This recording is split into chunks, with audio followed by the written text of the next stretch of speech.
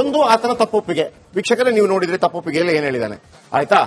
ನನಗೆ ಏನ್ ಆಸಕ್ತಿಗಳಿತ್ತು, ಮತ್ತೊಂದು ಡ್ರಗ್ ತಗೋತಾ ಇದ್ದೆ, ಆಸಕ್ತಿ ಇತ್ತು, ಆಮೇಲೆ ನಾನು ಒತ್ಕೊಂಡೋದೆ, ಎಲ್ಲ ಇದೆಯಲ್ಲ ಇದರಲ್ಲಿ. ದೈಹಿಕ ಸಂಪರ್ಕ ಮನಸ್ಸಾಯಿತು, ಹುಡುಗಿ ನನ್ನ ಹತ್ರಕ್ಕೆ ಬರುತ್ತಿದ್ದಂತೆ, ಇದೆಲ್ಲ ಇದೆಯಲ್ಲ ನೀವು ನೋಡಿದ್ರಿ. ನಂಬರ್ 1. ಎರಡನೇದು ಡಾಕ್ಟರ್ CR ಚಂದ್ರಶೇಖರ್ ಕೊಟ್ಟಿರುವಂತಹ ನಿವಾನ್ಸ್ನ report. Number 2. Number 3 doctor Mahabal Shetty ಅವರು 48 ಉಂಡುಗಳ ಬಗ್ಗೆ, ಆಮೇಲೆ ಆ ಗುಪ್ತಾಂಗದಲ್ಲಿ ಆಗಿರುವಂತಹ ಉಂಡುಗಳ ಬಗ್ಗೆ ಆಗಿದೆ ಅನ್ನುವಂಥದ್ದು ರೀತಿಯಲ್ಲಿ ಕೊಟ್ಟಿದ್ದಾರೆ. ಆ 48 ಗಂಟೆಗಳಲ್ಲಿ ಆದಂತಹ ಉಂಡು ಮತ್ತು ಅಲ್ಲಿ ಸೌಜನ್ಯ ರೇಪಣ್ ಮಾಡೋ ಸಂದರ್ಭಕ್ಕೂ ಆ ಟೈಮ್ಗೆ ಟ್ಯಾಲಿ ಆಗ್ತಾ ಇದೆ ಅಂತ ಒಂದು ನಿಮಿಷ. ಇನ್ನೊಂದು, ರೂಪಾಲಿ ಅವರು ಬ್ರೈನ್ ಮ್ಯಾಪಿಂಗ್ ಒಪ್ಪದೇ ಇದ್ದಾಗ ಆತನ ಮಾಹಿತಿ ಕಲೆ ಹಾಕಿದಾಗ ಹೆಂಗೆ ಎತ್ಕೊಂಡು ಹೋದೆ ಅಂತೆಲ್ಲ ಕೇಳಿದಾಗ ಕೆಲವು ಇಷ್ಟೆಲ್ಲ ಇದ್ರೂ ಕೂಡ ಖುಲಾಸೆ ಯಾಕಾಗತ್ತೆ ಆಗಿದ್ರೆ? ಇಲ್ಲಿ ಮುಖ್ಯವಾದ ಪ್ರಶ್ನೆ ಏನಂತ ಹೇಳಿದ್ರೆ, ಶಿಕ್ಷೆ ಆಗಬೇಕಿತ್ತಲ್ಲ ಸರ್. ಖುಲಾಸೆ ಆಗೋದು ಯಾಕೆ ಅಂತ ಹೇಳಿದ್ರೆ, ನಿಮ್ಗೆ ನಮ್ಮ ಕ್ರೈಮ್ ರೇಟ್ ಪ್ರಕಾರ ಈಗ 100 ಪ್ರಕರಣಗಳಲ್ಲಿ 90 ಪ್ರಕರಣಗಳಲ್ಲಿ ಅದು ಬಿಟ್ಟು ಹೋಗುತ್ತೆ, 10 ಪ್ರಕರಣಗಳಲ್ಲಿ ಶಿಕ್ಷೆ ಆಗುತ್ತೆ. ಇಲ್ಲಿ ನೀವು ಯಾವುದೇ ಈಗ ಫಾರೆನ್ಸಿಕ್ ತಜ್ಞರಾದಂತಹ ಡಾಕ್ಟರ್ ಮಹಾಬಲೇಶ್ ಶೆಟ್ಟಿ ಅವರು ನಾನು ಖುದ್ದು ಒಂದೂವರೆ ಗಂಟೆ ಮಾತಾಡಿದ್ದೀನಿ. ಅವ್ರನ್ನ ಪ್ರಾಸಿಕ್ಯೂಷನ್ ಮಾಡುವಾಗ ಪೂರಕವಾದಂತಹ ಪ್ರಶ್ನೆಗಳನ್ನು ಅವ್ರಿಗೆ ಕೇಳಲೇ ಇಲ್ಲ ಅಂತ ಹೇಳಿದ್ರೆ, ಇಲ್ಲಿ ಪ್ರಾಸಿಕ್ಯೂಷನ್ ವೈಫಲ್ಯ ಎದ್ದು ಕಾಣುತ್ತದೆ. ಇಲ್ಲಿ ಪರ ಮತ್ತು ವಿರೋಧವಾಗಿರುವಂತಹ ಎರಡೂ ವ್ಯವಸ್ಥೆಯು ಒಂದು ಸಿಂಡಿಕೇಟ್ ಆಗಿ ಇಲ್ಲೆಲ್ಲೋ ಒಂದು ಕಡೆ ಒಂದು ಅನುಮಾನವನ್ನ ಮೂಡಿಸುವ ರೀತಿ ಇದೆ. ಇನ್ನೊಂದು ನಾನು ಬಹಳ ಮುಖ್ಯವಾಗಿ ಕೇಳುವಂತದ್ದು ಸರ್, 2018ನೇ ಇಸ್ವಿಗೆ ಚಂದಪ್ಪ ಗೌಡ್ರು ಒಂದು ರಿಟ್ ಪಿಟಿಷನ್ ಅನ್ನ ಹೈಕೋರ್ಟ್ಗೆ ಸಲ್ಲಿಸ್ತಾರೆ. ಆ ರಿಟ್ ಪಿಟಿಷನ್ ನಲ್ಲಿ ಮರು ತನಿಖೆಯನ್ನ ಮಾಡುವಂತೆ ಅವರು ರಿಟ್ ಪಿಟಿಷನ್ ಹಾಕುವಂತದ್ದು. ಆದ್ರೆ ಹೈಕೋರ್ಟ್ ಅದನ್ನ 2021ರಲ್ಲಿ ಜಸ್ಟಿಸ್ ಸೋಮಶೇಖರ್ ಅವರು ಅದಕ್ಕೊಂದು ತೀರ್ಪನ್ನು ಕೊಡ್ತಾರೆ. ಮರು ತನಿಖೆ ಮಾಡೋಕೆ ಆಗೋದಿಲ್ಲ, ಆದರೆ ಅವರು ಅವರಿಗೆ ಒಂದು ಅವಕಾಶ ಕೊಡ್ತಾರೆ. ನೀವು 319 ಆಧಾರದ ಅಡಿಯಲ್ಲಿ ಕೋ ಅಕ್ಯೂಸ್ಡ್ ಸೇರಿಸುವಾಗ ಅವರ ಹೆಸರುಗಳನ್ನು ಸೇರಿಸಿ ಕೊಡಬಹುದು ಅನ್ನುವಂತ ಒಂದು ಅವಕಾಶ ಕೊಡುತ್ತೆ. ಇವರು 319 ಅಡಿಯಲ್ಲಿ ಒಂದು ಅಪ್ಲಿಕೇಶನ್ ಹಾಕ್ತಾರೆ. ಧೀರಜ್ ಜೈನ್, ಉದಯ್ ಜೈನ್, ಮಲ್ಲಿಕ್ ಜೈನ್, ಧೀರಜ್ ಕೆಲ್ಲ ಇರ್ತಾರೆ. ಆ 3 ಜನರನ್ನ ಇವರು ಆರೋಪಿಗಳಂತಿದ್ದಾರೆ. ಅದ್ರ ಜೊತೆ ಇನ್ನೊಂದು ಮುಖ್ಯವಾದಂತಹ ಆರೋಪ ಬರುವಂತದ್ದು ನಿಶ್ಚಲ್ ಜೈನ್ ಬಗ್ಗೆ. ಇವರು 319 ಅಪ್ಲಿಕೇಶನ್ ಹಾಕುವಾಗ ನಿಶ್ಚಲ್ ಜೈನ್ ಹೆಸರನ್ನ ಅಲ್ಲಿ ಸೇರಿಸೋದೇ ಇಲ್ಲ. ಯಾಕೆ ಸೇರಿಸೋದಿಲ್ಲ? ಎಲ್ಲಿಯೂ ಕೂಡ ನಿಶ್ಚಲ್ ಜೈನ್ ಅವರ ಹೆಸರಿಲ್ಲ. ಹೊರಗಡೆ ಇವ್ರು ಕೇಳಿದ್ರೆ ನಿಶ್ಚಲ್ ಜೈನ್ ಇದ್ದಾರೆ ಅಂತ ಹೇಳ್ತಾರೆ. ಇವರೇ ಕೋರ್ಟಿಗೆ ಸಲ್ಲಿಸುವಾಗ ನಿಶ್ಚಲ್ ಜೈನ್ ಹೆಸರಾಗಲ್ಲ. ಇನ್ನೊಂದು ಮುಖ್ಯವಾದ ಅಂಶ ನಾನು ಹೇಳುದು, ಈಗ ಒಂದು ಆತನ ತಪ್ಪೊಪ್ಪಿಗೆ. ವೀಕ್ಷಕರೇ, ನೀವು ನೋಡಿದ್ರೆ ತಪ್ಪೊಪ್ಪಿಗೆಯಲ್ಲಿ ಏನ್ ಹೇಳಿದಾನೆ ಆಯ್ತಾ? ನನಗೆ ಏನ್ ಆಸಕ್ತಿಗಳಿತ್ತು, ಮತ್ತೊಂದು ಡ್ರಗ್ ತಗೋತಾ ಇದ್ದೆ, ಆಸಕ್ತಿ ಇತ್ತು, ಆಮೇಲೆ ನಾನು ಒತ್ಕೊಂಡೋದೆ, ಎಲ್ಲ ಇದೆಯಲ್ಲ ಇದರಲ್ಲಿ. ದೈಹಿಕ ಸಂಪರ್ಕ ಮನಸ್ಸಾಯಿತು, ಹುಡುಗಿ ನನ್ನ ಹತ್ರಕ್ಕೆ ಬರುತ್ತಿದ್ದಂತೆ, ಇದೆಲ್ಲ ಇದೆಯಲ್ಲ ನೀವು ನೋಡಿದ್ರಿ. ನಂಬರ್ 1. ಎರಡನೇದು ಡಾಕ್ಟರ್ CR ಚಂದ್ರಶೇಖರ್ ಕೊಟ್ಟಿರುವಂತಹ ನಿವಾನ್ಸ್ನ report. Number 2. Number 3 doctor Mahabal Shetty ಅವರು 48 ಉಂಡುಗಳ ಬಗ್ಗೆ, ಆಮೇಲೆ ಆ ಗುಪ್ತಾಂಗದಲ್ಲಿ ಆಗಿರುವಂತಹ ಉಂಡುಗಳ ಬಗ್ಗೆ ಆಗಿದೆ ಅನ್ನುವಂಥದ್ದು ರೀತಿಯಲ್ಲಿ ಕೊಟ್ಟಿದ್ದಾರೆ. ಆ 48 ಗಂಟೆಗಳಲ್ಲಿ ಆದಂತಹ ಉಂಡು ಮತ್ತು ಅಲ್ಲಿ ಸೌಜನ್ಯ ರೇಪಣ್ ಮಾಡೋ ಸಂದರ್ಭಕ್ಕೂ ಆ ಟೈಮ್ಗೆ ಟ್ಯಾಲಿ ಆಗ್ತಾ ಇದೆ ಅಂತ ಒಂದು ನಿಮಿಷ. ಇನ್ನೊಂದು, ರೂಪಾಲಿ ಅವರು ಬ್ರೈನ್ ಮ್ಯಾಪಿಂಗ್ ಒಪ್ಪದೇ ಇದ್ದಾಗ ಆತನ ಮಾಹಿತಿ ಕಲೆ ಹಾಕಿದಾಗ ಹೆಂಗೆ ಎತ್ಕೊಂಡು ಹೋದೆ ಅಂತೆಲ್ಲ ಕೇಳಿದಾಗ ಕೆಲವು ಇಷ್ಟೆಲ್ಲ ಇದ್ರೂ ಕೂಡ ಖುಲಾಸೆ ಯಾಕಾಗತ್ತೆ ಆಗಿದ್ರೆ? ಇಲ್ಲಿ ಮುಖ್ಯವಾದ ಪ್ರಶ್ನೆ ಏನಂತ ಹೇಳಿದ್ರೆ, ಶಿಕ್ಷೆ ಆಗಬೇಕಿತ್ತಲ್ಲ ಸರ್. ಖುಲಾಸೆ ಆಗೋದು ಯಾಕೆ ಅಂತ ಹೇಳಿದ್ರೆ, ನಿಮ್ಗೆ ನಮ್ಮ ಕ್ರೈಮ್ ರೇಟ್ ಪ್ರಕಾರ ಈಗ 100 ಪ್ರಕರಣಗಳಲ್ಲಿ 90 ಪ್ರಕರಣಗಳಲ್ಲಿ ಅದು ಬಿಟ್ಟು ಹೋಗುತ್ತೆ, 10 ಪ್ರಕರಣಗಳಲ್ಲಿ ಶಿಕ್ಷೆ ಆಗುತ್ತೆ. ಇಲ್ಲಿ ನೀವು ಯಾವುದೇ ಈಗ ಫಾರೆನ್ಸಿಕ್ ತಜ್ಞರಾದಂತಹ ಡಾಕ್ಟರ್ ಮಹಾಬಲೇಶ್ ಶೆಟ್ಟಿ ಅವರು ನಾನು ಖುದ್ದು ಒಂದೂವರೆ ಗಂಟೆ ಮಾತಾಡಿದ್ದೀನಿ. ಅವ್ರನ್ನ ಪ್ರಾಸಿಕ್ಯೂಷನ್ ಮಾಡುವಾಗ ಪೂರಕವಾದಂತಹ ಪ್ರಶ್ನೆಗಳನ್ನು ಅವ್ರಿಗೆ ಕೇಳಲೇ ಇಲ್ಲ ಅಂತ ಹೇಳಿದ್ರೆ, ಇಲ್ಲಿ ಪ್ರಾಸಿಕ್ಯೂಷನ್ ವೈಫಲ್ಯ ಎದ್ದು ಕಾಣುತ್ತದೆ. ಇಲ್ಲಿ ಪರ ಮತ್ತು ವಿರೋಧವಾಗಿರುವಂತಹ ಎರಡೂ ವ್ಯವಸ್ಥೆಯು ಒಂದು ಸಿಂಡಿಕೇಟ್ ಆಗಿ ಇಲ್ಲೆಲ್ಲೋ ಒಂದು ಕಡೆ ಒಂದು ಅನುಮಾನವನ್ನ ಮೂಡಿಸುವ ರೀತಿ ಇದೆ. ಇನ್ನೊಂದು ನಾನು ಬಹಳ ಮುಖ್ಯವಾಗಿ ಕೇಳುವಂತದ್ದು ಸರ್, 2018ನೇ ಇಸ್ವಿಗೆ ಚಂದಪ್ಪ ಗೌಡ್ರು ಒಂದು ರಿಟ್ ಪಿಟಿಷನ್ ಅನ್ನ ಹೈಕೋರ್ಟ್ಗೆ ಸಲ್ಲಿಸ್ತಾರೆ.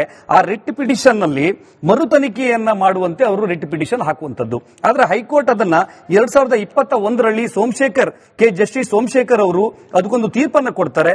ಮರು ತನಿಖೆ ಮಾಡೋಕೆ ಆಗೋದಿಲ್ಲ, ಆದರೆ ಅವರು ಅವರಿಗೆ ಒಂದು ಅವಕಾಶ ಕೊಡ್ತಾರೆ. ನೀವು 319 ಆಧಾರದ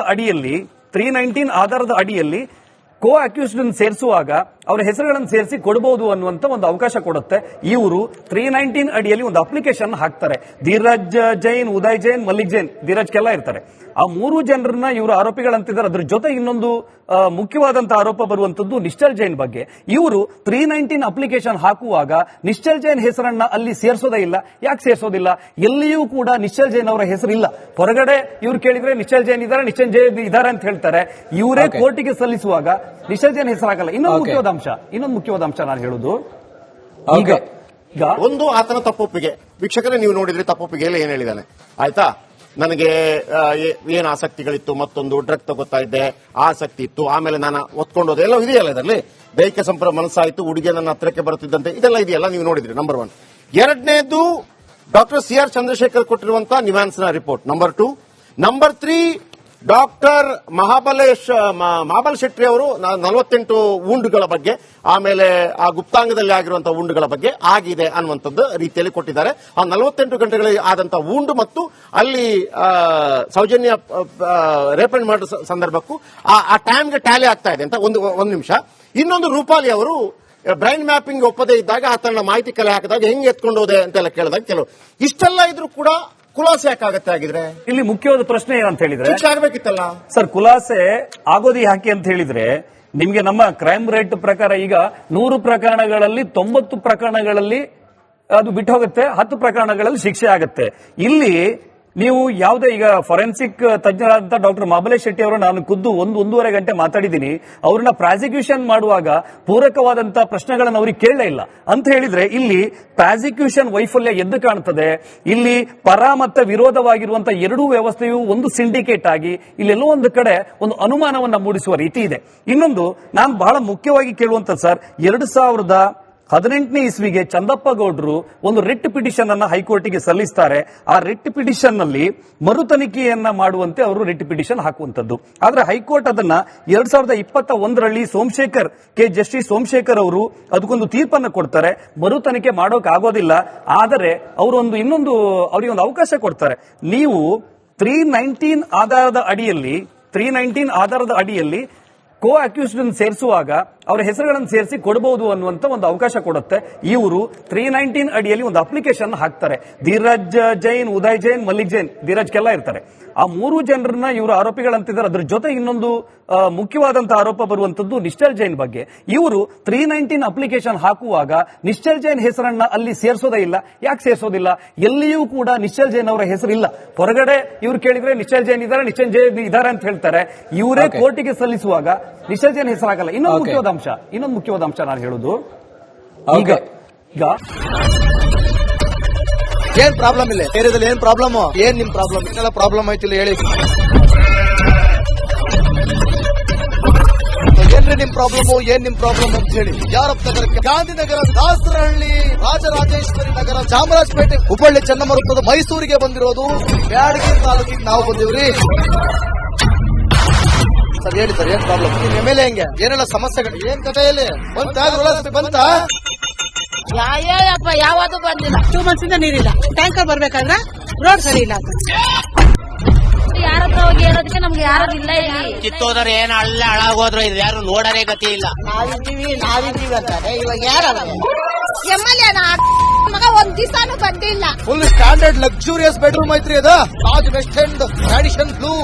ನಿಮ್ದು ಮೀಟಿಂಗ್ ಇಲ್ಲಿ ಮಾಡ್ರಿ. ಇಷ್ಟು ವರ್ಷ ಆಯ್ತು, ಇದಕ್ಕೆಲ್ಲ ಯಾರು ಸರ್ ಜವಾಬ್ದಾರಿ? 200 ರೂಪಾಯಿ ಬ್ಯಾಂಕ್ಗೆ ಹೋಗ್ತೀನಿ ಬರ್ತಾ ಇದ್ದೀನಿ. ಬ್ಯಾಂಕಿಗೆ ಹೋಗ್ತೀರಿ ಬರ್ತೀರಿ 2,000 ಮತ್ತೆ ಬರ್ತಾ ಇಲ್ಲ. 2,000 ನಂದೇ ಹೊಂಟೈತು. ನಿಲ್ ಮೇಲೆ ಭಾರಿ ಐಟ್ ಆದ ಮಾರ. ಮೇಡಮ್ ಬರಲ್ಲ ಕಣ್ರಿ ಸರ್. ರಾತ್ರಿ 1 ಗಂಟೆವರೆಗೂ ಎಣ್ಣೆ ಅಂಗಡಿ ತೆಗಿಬೇಕು. ಬೆಳಿಗ್ಗೆ 4 ಗಂಟೆವರೆಗೂ ತೆಗಿಬೋದಲ್ಲ. ಮಗನೂ ನೋಡಲ್ಲ, ಯಾರು ನೋಡಲ್ಲ. ನಾನು ಒಬ್ಬಳು ನೋಡ್ಕೊಂತೀರಜ್ಜ. ನಮ್ಮ ಮಕ್ಕಳಿಗೆ ಅಮ್ಮ ಅಪ್ಪ ಇಲ್ಲ, ಅವರು ನೋಡಿ ಬರ್ತಾ ಇದೀವಿ. ದೇವ್ರು ಬಿಟ್ಟಂಗೆ ಆಗುತ್ತೆ.